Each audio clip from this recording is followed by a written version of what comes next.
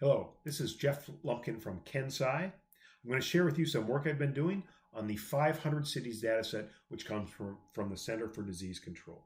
This looks at 27 different measures for unhealthy behaviors, health outcomes, or use of preventative services for the largest 500 cities in the United States, going down to the census tract level. Let's take a look at some of the work I've done. So these are specific measures looking at prevalence of arthritis or cancer or kidney disease, etc. Preventive measures like access to insurance or regular checkups or seeing a dentist, pap test, etc. And then unhealthy behaviors like binge drinking, current smoking, lack of leisure time physical activity, obesity, and sleep. So the first view I've created, we're taking a look at the US as a whole, and we're looking at the prevalence of obesity in the United States and see that it's most prevalent here in this kind of central eastern part of the US. I'm going to switch to a different measure, which is, let's look at diabetes, which could well be related to obesity, and see that, in fact, it does look to be aligned pretty closely. Another measure like current smoking, we really see the upper Midwest as a place where there's a lot of smoking taking place. An associated condition might be asthma, and in fact, we see that. We also see that Michigan appears to really be standing out. So when I drill in on Michigan, now we're going to see all of the cities in Michigan and how they're performing well on the asthma measure. And I can jump from here, not just at the city level, but go down to the census tract level. So now we're looking at the census tract for the greater Detroit area and see asthma as strongest right in the city of Detroit. Let's look at something like diabetes.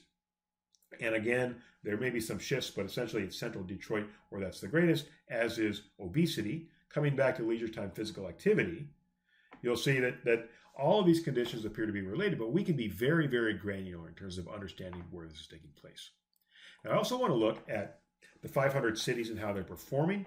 So I wanted to understand quickly which cities are challenged when it comes to performing against these health measures and which are not.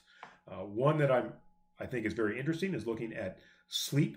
So here we see that cities on the East Coast, meaning these green circles, are not doing well when it comes to the sleep measure. Leisure time physical activity is another measure that's quite interesting to me. I see that my own hometown, Seattle, appears to be performing pretty well. So I want to take a look at Washington State and what is going on in my own state. So to do that, I'm going to drill from Washington to the city detail page. This will bring us to a section where I have all 27 measures and then all of the cities in Washington that are included in this study. I'm going to use the map and drill in and see all the cities in Washington. And when I do this, I see that the sleep measure that we're looking at in Washington, people appear to be sleeping quite well in Bellevue and in Seattle, not as well in Everett or Tacoma. We'll switch to leisure time physical activity and see Seattle looking very good, but Yakima looking not so good. Again, I can go down to the census tract level here. And so again, we're getting very, very granular. Let's now take a look at Seattle only.